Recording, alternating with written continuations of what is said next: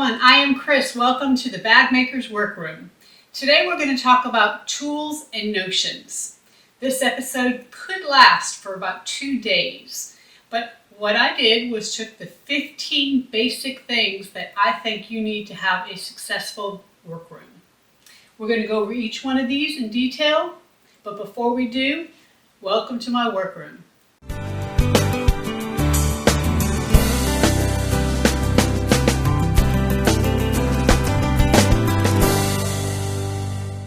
This is a really exciting episode for me because there's so many different tools and notions out there that can really make our job easier. We don't want to be frustrated when we sew. We want to enjoy it, and we want to have a good product in the end. I always think about it as you can screw a screw in with a screwdriver, but isn't it easier with a drill? So with that in mind, let's go through some of these notions and think about how it makes our job easier. So the very first thing I want to talk about is wonder clips. Now, of course, everybody pretty much knows what wonder clips are, but in this day and age, if you're going to be a bag maker, you need to have some good wonder clips.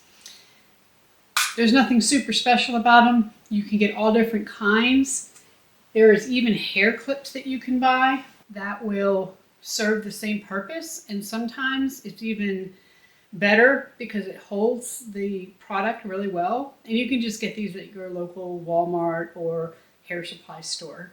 But if you want to be a bag maker, you definitely need wonder clips. The second thing I want to talk about that I cannot live without is double-sided tape. Now, double-sided tape comes in different sizes, and here I have 1/8 of an inch, 1/4 of an inch, 1/2 inch, and then a full inch. And these are all used for different things. So sometimes we use them for our straps, sometimes we use it to hold down things like zippers and whatnot so that the fabric doesn't shift. But if you would like to be a bag maker, you've got to get your double-sided tape. One of the things that separates bag makers from hobbyists, per se, is the use of rivets. And that will step your bag up dramatically as far as the appearance. So a rivet press, like the one I have here, is very handy. It's nice because it has a lever to actually set the rivet. You're not having to try to squeeze something to do it by hand. And then you can get all kinds of dies, and that's what these are called, or dies, to press different kinds of rivets in. Each die comes with a bottom part and then this top part, and essentially once you put the rivet in, it squeezes it together. You see, it pushes it down and squeezes it together, and it sets it. You just want to make sure that you don't skimp on the dies. So if you have a certain size rivet, you want to make sure you get the die that fits that rivet. Otherwise, your rivets are either going to go in crooked or you're going to have dents in your cap. So a rivet press is definitely on the list for a successful workroom. All right, the third thing, and this is so simple, but a lighter. A lighter is essential if you want to work with some of the bonded poly threads in zippers, even some of the poly strapping. You can burn the edges to prevent it from fraying, and it's just going to take it from looking like a hot mess to looking nice and neat with hot flame. Okay, along the lines of rivets, this is a tool that I bought, I don't know, probably about 6 months ago. And what it is a rivet remover.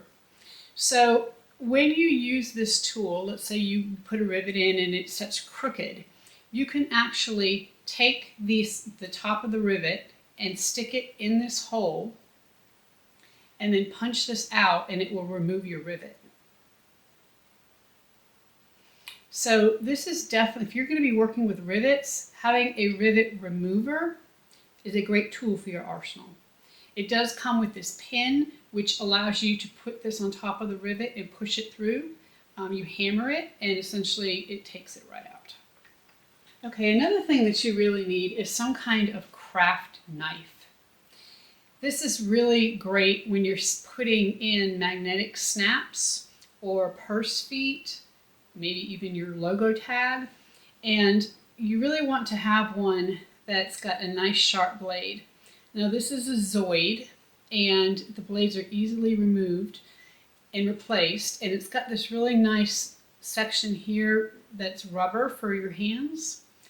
It's nice and heavy. It's a metal, not plastic, blade or handle, and this has been a great thing in my workroom. Okay, we've all heard it, a seam ripper is a girl's best friend, and so these little gadgets are fantastic and they look good to have both a seam ripper and an awl. So typically one side is an awl and the other side is the seam ripper, and you can use this to hold your project as you sew to make sure things don't shift. And then of course we all know what the seam ripper's for. Try to stay away from that. But it is essential, it's part of it. So a little seam ripper awl gadget. Okay, something that I use often in my workroom is a pair of pliers. Now, these pliers are kind of special because they don't have any ridges, they don't have any teeth on this middle section here. So if I have to use it to maybe clamp down on my project to reduce bulk, it's not going to leave any imprints. You can typically find these in the jewelry section of Michael's or Hobby Lobby or even online, but you want to make sure you get one with no teeth or no ridges in this section here. This product is called Amazing Tape, and I have to tell you, it's amazing tape. It is a kind of tape that doesn't stick to anything except for itself. So it's clear, and the greatest thing is that it can hold your, I use it to hold my spools of thread around so that I don't have thread everywhere. You can also use it to wrap around your rolls of vinyl or faux leather to keep it intact. And there's nothing to say about this except for it is amazing. It is fantastic. So you need some amazing tape in your arsenal. Marking pens. Marking pens are essential for any workroom. Doesn't matter what you're doing, whether you're sewing garments, quilting, whatever it may be. Personally, I like the Tandy leather marking pen. It marks white on fabrics, and it is just, you can rub it off. It's like a silver marking pen is actually what it is. The other thing I like, and these are a little hard to find, it's the Sewline, which is Sewline pen, which is not hard to find, but what is hard to find is the air erasing version.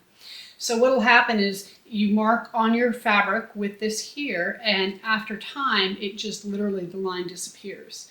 Now sometimes it disappears fairly quick, so depending on what you're marking, you may have to be quick about what you're doing because you'll mark it and when you go back, it won't be there. But it is a great tool to have in your arsenal. It's kind of like a purpley color, more like the dark end of the end here.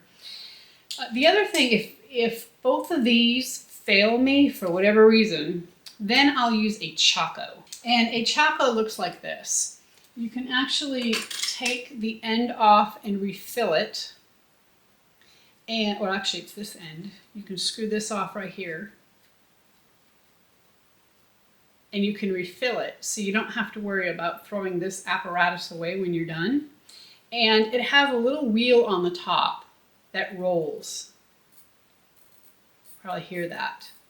As you roll it, the chalk comes out. And then of course you can just brush your chalk away. I have this in blue, in pink, and I think it comes in white as well. But if for whatever reason these don't show up on the fabrics I'm using, I resort to the Chaco, and one of these three will definitely work. Okay, we all need hole punch. Whether or not you have a lever rivet press or not, even if you're going to press your rivets by hand, you still need a hole punch. So this is the kind that rotates. You can find these online. You can find these at the local hobby shops. And there is 6 different sizes of holes here. And it's just you just squeeze it to cut your hole. It is a fantastic thing to have. I use it almost every single time I sew. Have to have one. Okay, let's talk about templates for a minute. Templates are great. Acrylic templates are great for things like this, which is a rivet template. You can also find circle templates. Of course, all of our rulers are acrylic rulers. But this particular one has got a line. It has 4 different places, or 4 different types, and I know it's probably hard to see because it's white or it's clear, but it has 4 different places for you to mark rivets. You have a 1 inch, two 1 inch columns and 2 1.5 inch columns. One of them has one hole and one of them has 2 holes. And then over here on this side, you have a marker that tells you exactly how far away it is. So you've got every 1/4 inch, it has a hole. So this is great for you to line up on your strap. You can go ahead and make sure that you line it up on the edge of the strap if you have several straps, and make a dot where you want to punch for either a rivet or buckle or whatnot, and they're all in exactly the same spot. So it makes it quick and easy without having to go to a ruler. This is a template. This is a rivet template. Okay, turning tools. This is my favorite turning tool, and it is by OESD. It has a small ball on one side and a larger ball on the other side. I use this, again, every single day I sew. As I turn out pockets or different things, I can stick this in the corner and there's not a sharp edge pushing on my project to cut it. It is a fantastic tool, easy to just stick in a little cubby and reach for it when you need it. Credit card slots. For whatever reason, credit card slots don't like me.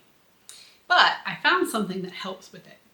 And that is this little clover iron ruler. So it's almost like a wool. And wool presses really well when you have something against wool.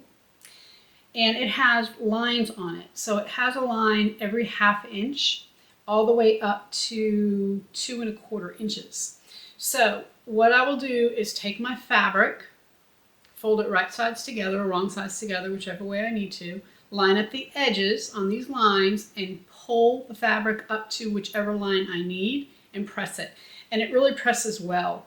Make sure you have a nice crisp edge and everything stays aligned. This tool right here has changed the way my credit card slots come out. Okay, the last thing I want to talk to you about is punches. So punches can make your job so much easier.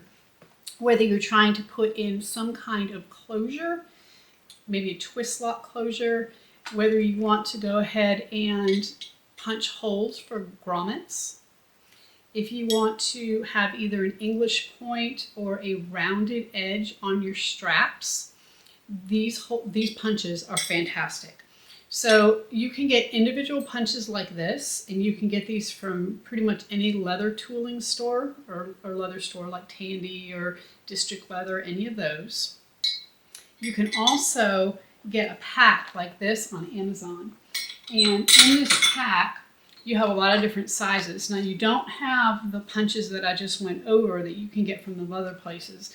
Instead, these are different sizes, but they work out really great for either decorative touches on your bags, or if you want to put some kind of twist lock in, these are fantastic. Now, along the same lines as the punch, you also want to make sure you have the right tools to punch. Whenever you want to punch anything into a piece of fabric, or I should say leather or faux leather, you want to make sure you start out with a piece of granite at the bottom. Now, this is going to give a nice solid surface, and it's going to make your punches work much better. You don't want to actually punch on the granite itself because you're going to end up ruining your punches. So you want to put some kind of punching board on there first. So you're going to have your granite, you're going to have your punching board, and then you're going to line your punch up with the edge. Now, these punches come in different sizes. This is a 1 inch rounded. We have a 1 inch English point, and then this is just a 1/2 inch circular punch. Now these come in 1 1/2, 2, all different sizes. So you're just going to make sure you're on your punching board, and you need a mallet, some kind of mallet, and you're going to hit it. And if you have a really good punch, you should be able to just pull that away, and then you have a nice pointed edge or rounded edge or whatever it may be. It's a lot easier to do this with a punch than freehand, and it's going to really make a huge difference in the outcome of your projects. Thank you for joining me for this episode of the Bagmaker's Workroom. I hope that you found a notion here that you had not seen before and may be helpful to add to your arsenal. Next time we're going to talk about materials. What's the difference between vinyl and faux leather? Is there a difference? What other types of materials can we use to make bags and be successful with it and have a good looking, sophisticated bag? So until next time, happy sewing.